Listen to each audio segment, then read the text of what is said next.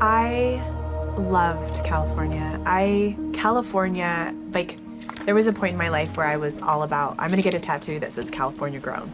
Like, that is me. I used to love everything about it. Look at our weather outside today, sunny and 72. We're not having a hurricane. Diverse geography, talented and diverse population. Hollywood, the entertainment business, beautiful men and women. It's really got everything. I mean, it's a nation state. It had the 5th largest economy in the world. It has 4 of the top universities rated of the top 25 in the world. So it was very hard to destroy that inheritance. But we did. And how do you quantify that? The fact that 300,000 more people left the state than moved in light of California being such a wonderful place is unbelievable. People are leaving to go to places that are what once was known as hell, hot Texas or desert Nevada, that have become paradise in their mind. And we took paradise and turned it into hell.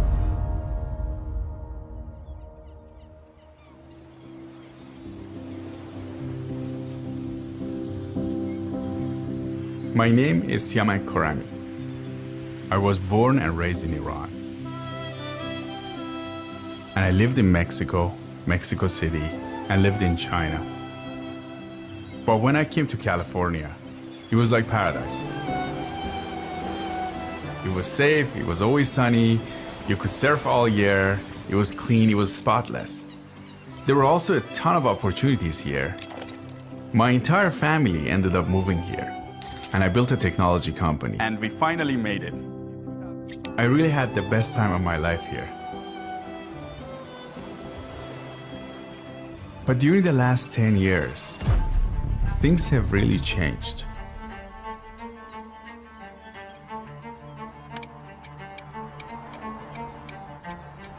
I was in San Francisco. We parked our car in the parking lot, and there was a gentleman that drove by and started yelling, "Please don't park your car here. Somebody's gonna break into it. There are gonna be 2 crews, they're gonna break into the cars by noon." I try and warn people parking their cars not to leave anything in their cars. And I've probably saved about 400 people from like getting ripped off because nobody else is doing it. By the time, the cops show up, they're gone. I went to dinner in LA to a really good restaurant in a good neighborhood. It was 9 o'clock, we were done with the dinner, and my friend told me, "Are you sure you're gonna walk to your car?" He said, "Where did you park?" I said, "A block away." He said, "Are you sure you're gonna walk to your car?" And I was shocked. I was like, I'm a grown-up man, and it's a block away. We're in a good neighborhood in LA. It's 9 p.m. Is it really getting that bad?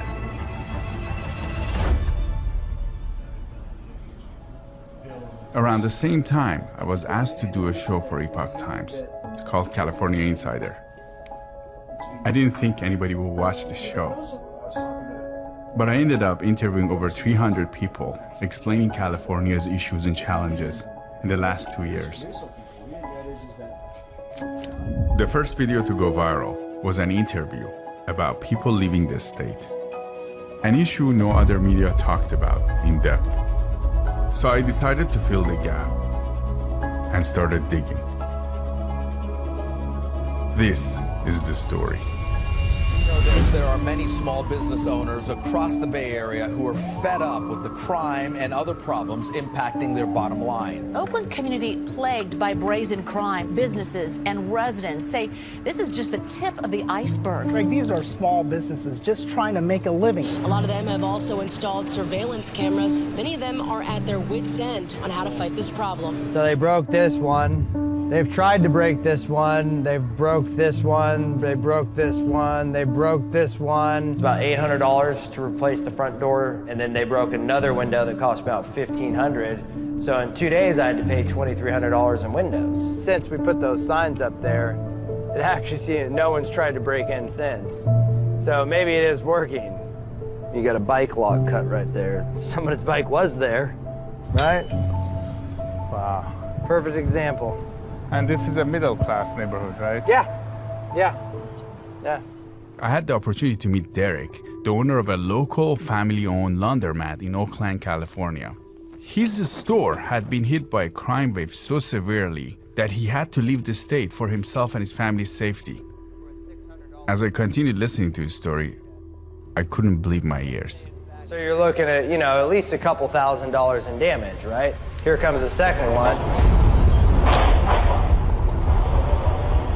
So this is one of the most egregious ones. They used a stolen truck to ram through the front of the store. This is almost 7 o'clock in the morning, as you can see. We're open. There's customers in there doing laundry. So there was $600 in the ATM. $32,000 in damage. Wow. Is what it cost for them to each make $150.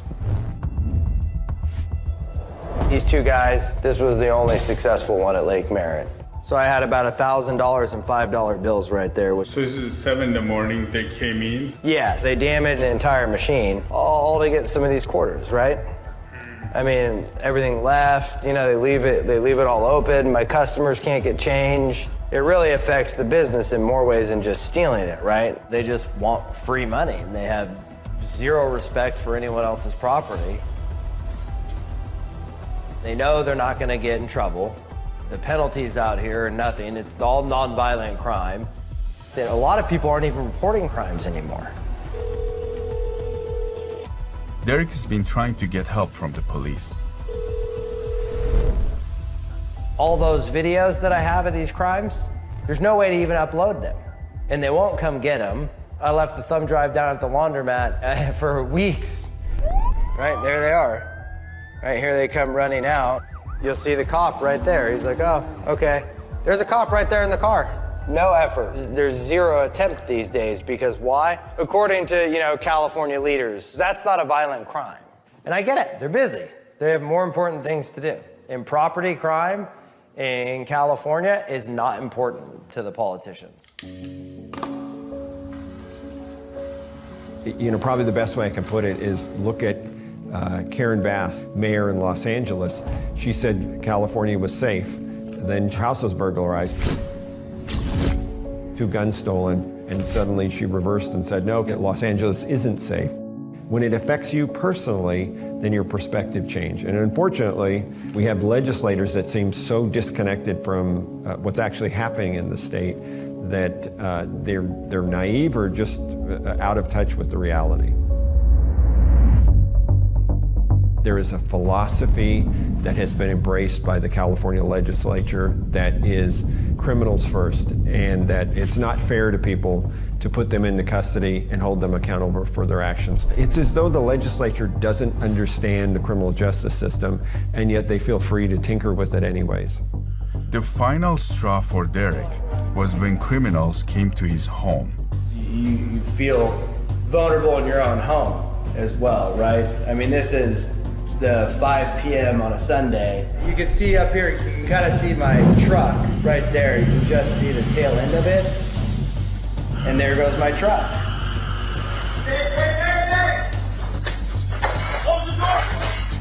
So I took off after them.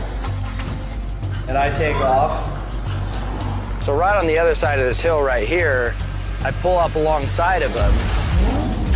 And at some point he realizes, oh, this is the owner of the truck. He sideswipes me like this, turns me sideways, and I spin out. And he starts pushing me up the hill. And at some point, I come off, and he jumps out of the car. I jump out of the car, and I tackle him. And as we're wrestling on the ground and stuff, police show up. They arrest him. The guy with the white truck gets away for that day. The other guy goes to jail for 2 days and then gets released out of jail, right? So I don't know what ended up happening. I mean, in this case, it was the victim of the crime catches the person, something fairly serious, trying to run them over with their stolen vehicle, and yet they're released within a couple days. And it's essentially a revolving door. I mean, you got to pick a better time to steal someone's car. But it just shows how much they don't care. Because they know they're not going to get in trouble. They just happened to pick the one guy in Moraga that would do something. Had it been not you, they probably would have gotten away, right? Oh, yeah. Had it been somebody else around here, they probably would have just got away with it. The Oakland police chief says a revolving door is partially to blame for the violent crime across the city. Criminals get out too soon on bail, and then they're ready to commit more crimes. KTVU's Amber Lee. The criminal justice system here in the state of California is broken.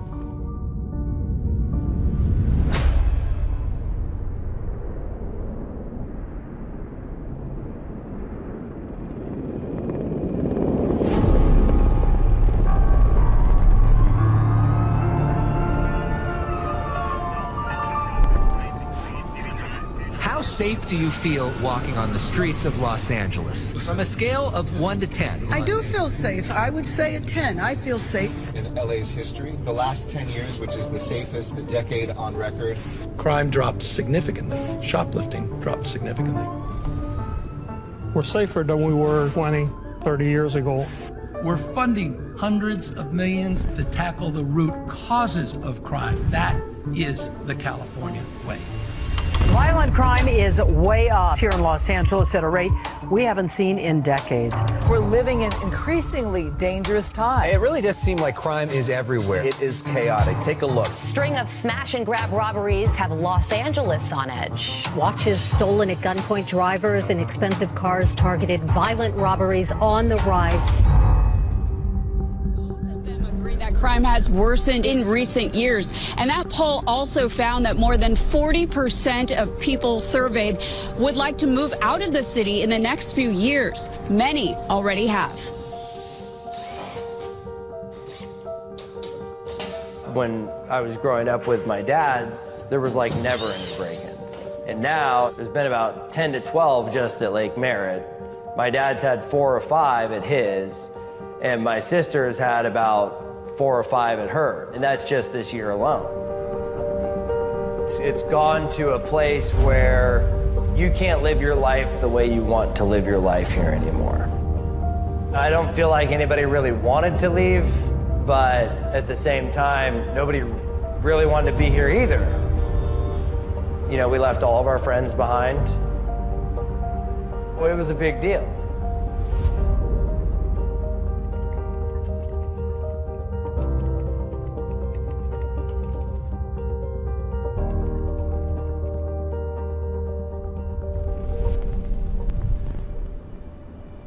Derek's story left me wondering if I was in over my head. My own experiences with crime in California paled in comparison. But crime is just only a part of it. If a person grows up and does not learn that there are consequences for their actions, then they become an adult that believes there are no consequences for their actions. And when the criminal justice system does not hold that... Government data reveals an unfortunate trend.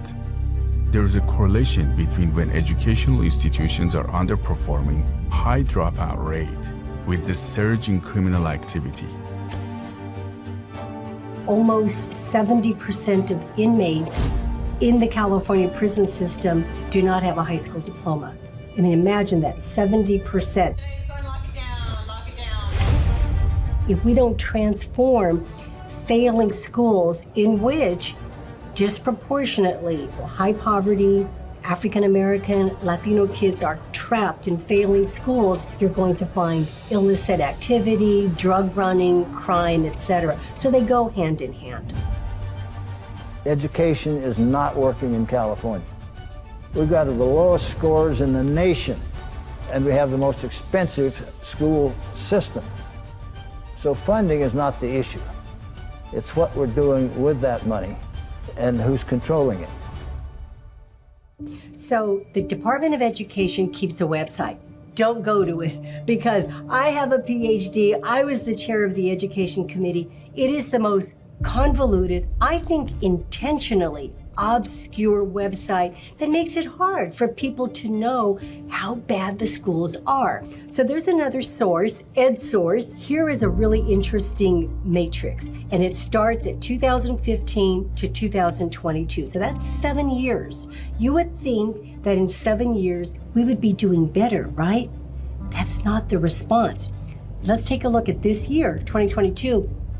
16% of African American students, that's less than 2 out of 10 kids who are at standards. In other words, 8 of them are not performing at metric standards.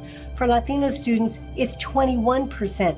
Overall, Caucasian students, white students, it's higher, significantly higher, but still less than half of white Caucasian students in California are just even meeting the standards when it comes to mathematics. So we have a problem when half of our students, and sometimes significantly more than half of our students, are not performing at grade standards. So I started working on this way back, since 1998, when I first went to the legislature.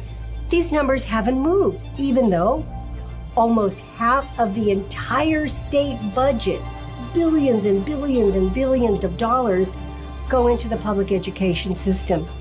These are the results. The numbers show a dark picture of a system that's in crisis. We've never seen so many people leave California schools like we've seen now. The California Department of Education, their numbers in the last 2 years, they've lost 271,000 students. And that's their numbers. When I talk to some education experts around the state, they feel it's almost double that. They feel it's closer to 500,000 students. But beyond the surface of the statistics, there are actual students and families facing the consequences of a failed system. A couple years ago, I decided, having been born and raised here, that I just couldn't see continuing to raise my daughter in this state. She was tested and she ranked among the 9th to 12th percentiles in every single subject. They weren't apt to handle a child who lies on the top end of the spectrum. Nicole Canyon, a business owner in the Bay Area, California, made the difficult decision to move to Florida just a year ago. She felt that she had no other choice, as the local school system was unable to meet her daughter's need. Traditionally in school, you have a math sheet that's worth 20 points, and you miss X amount, you take the percentage, that's your grade. In the school that she was going to, it was, well, there's no grade for it. If you do it, you do it. And if you don't, oh well. And we're not going to check your work to see if it's correct and see if you've even done it right. So what's the point of even doing it? So it's this vicious cycle of, well, it's not going to get a grade, so why should I even do it? Some may say budget cuts. Others say that, you know, it's racist to have classes for more advanced students because not everybody's advanced. We need, you know, classes that every student can take and every student can pass. They introduced a new policy that they called standard-based grading policy 2 years ago. That means, okay, if you cannot pass the exam, that's fine. I'll give you another chance to pass it. If you cannot pass the second time, I'll give you the third time until you pass it. And that's okay if you don't submit your homework on time. As long as you can submit your homework by the end of the semester, you're all good. It looks very rosy, right? But it destroys the urgency of the students. And after 2 years, many parents just complain that my kids used to submit homework on time, and now they just don't feel like they want to do homework anymore. And at the same time, you see pressure on some of these teachers. I've spoken to a teacher that had senior classes taken away from him because he refused to pass students that didn't have passing grades. But that's not preparing children for the real world. Nicole said her daughter's education has improved since moving to Florida. But what's the consequence for California if more families are forced to make similar decisions. You wonder who will build the bridges? Where will the engineers come from if we don't have the advanced classes? Some students are suited for advanced classes and some aren't, but I think it's important to have advanced classes, especially if we want to grow as a state or as a nation to compete. Californians really care, and we spend a lot of money on education every year. Almost $23,000 per student per year. 10 years ago, this number was less than $10,000. So if money isn't the problem, what is? This is a system in the name of education that works for the adults. And there are a lot of adults in the system. Superintendents, principals, teachers, coaches, even the bus drivers when you put them in as well. But the most powerful entity is the California Teachers Association. They had 350,000 members. That's a lot of people. And you think they're each paying about $1,000 a year. That's a lot of money. To influence politics, money talks. They could talk a lot. According to InfluenceWatch.org, the California Teachers Association, CTA, spent nearly $212 million to influence California's voters and public officials between January 1, 2000 and December 31, 2009. That's more than the spending of the pharmaceutical, oil, and tobacco industries combined. And their influence has kept growing from top to bottom. In 2022, CTA spent $2.8 million funding 287 school board candidates in 125 school districts. According to Manhattan Institute, candidates backed by the union win in 7 out of 10 races. So why does all this matter? Well, school boards are really important in making sure that the community's voice is heard when it comes to education. They help make sure that the values, views, and desires of the local community are represented and that people have a chance to have a say in how education is shaped in their district. The California Teachers Association, CTA, on the other hand, has a more narrow focus. They advocate for teachers. School boards hire and fire the superintendent, who acts like a CEO of each school district, and who in turn hires and fires the teachers and administrators, who in turn are protected by the unions. The unions in turn donate a lot of money to elect school board members who control their boss, the superintendent, who also has to carry out the policies that the state leaders impose. But these policies are in turn made by the state leaders, who get a lot of donations by the teacher unions. Do you see the picture? To me, it looks like what started out maybe with good intentions has become a power structure with our teachers caught right in the middle of it, and our kids are paying the price. Every time we have an interdistrict transfer, the district comes to fight. The parents come with a child or sometimes with an attorney or sometimes just a friend who speaks well, and the district sends somebody, sometimes an attorney, sometimes a superintendent, whomever they decide, and they each, 3-minute opening remarks, 2-minute closing remarks, and then the board asks questions.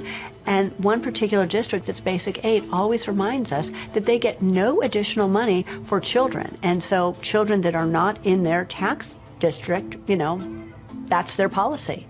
They basically tell us it's all about money and that children don't matter. And my colleagues and myself, we look at each other and we can't believe it. I ran for Palomar College Board, and the teachers union there, Palomar Faculty Federation, they didn't want me to be there, sitting in the board.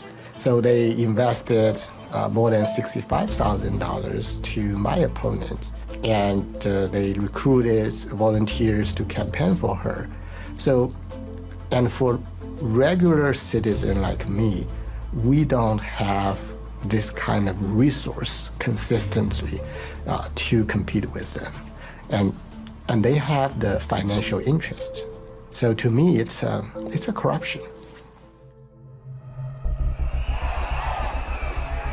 The teachers union is the #1 source of political power and money in California. If you don't toe the union line, the CTA line, the teachers line, the party line, you're basically out of office.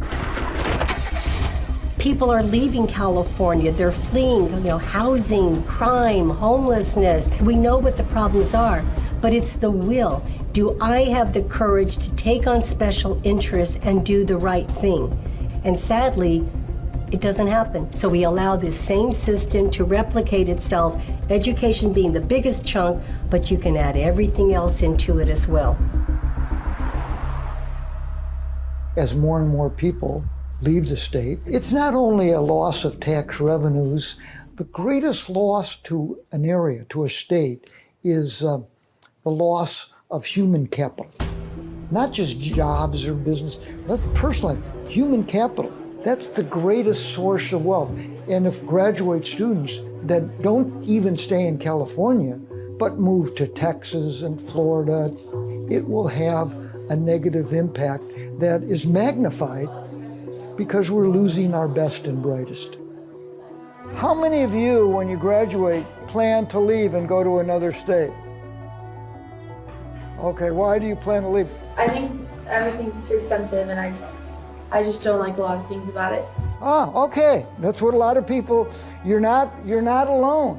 And a lot of people think they're being taxed to death, and you may not be worried about that now, but when your income increases, your personal income goes up, and you find yourself paying 15% in personal income tax rate over and above the federal rate, you may decide, let me move to Florida, Texas, maybe Nevada, where the state income tax rate is 0. So people are moving with their feet. We've known that more people are moving out of California than moving into the state since 2011.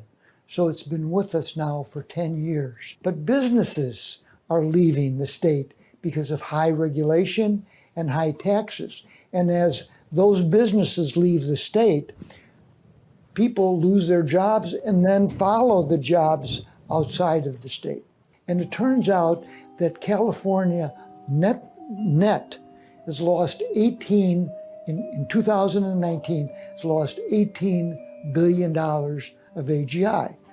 That means there's less income, less tax revenue, and less spending, and a less vibrant California economy. And as I saw all of this happening, I can't be the only person who's seeing this. And so I started a Facebook group called Leaving California in September of 2018. And it grew slowly, but what I would do is put articles in there about businesses that were leaving, people that were leaving, and understanding they were fleeing the high regulation, the high taxes, and most of them reluctantly. Most people did not want to leave. I don't think the California legislator sees that business leader as someone who's important to the puzzle. I mean, there were some famous highness remarks made about Elon Musk, and we really don't need Mr. Musk in California. And Mr. Musk, he left.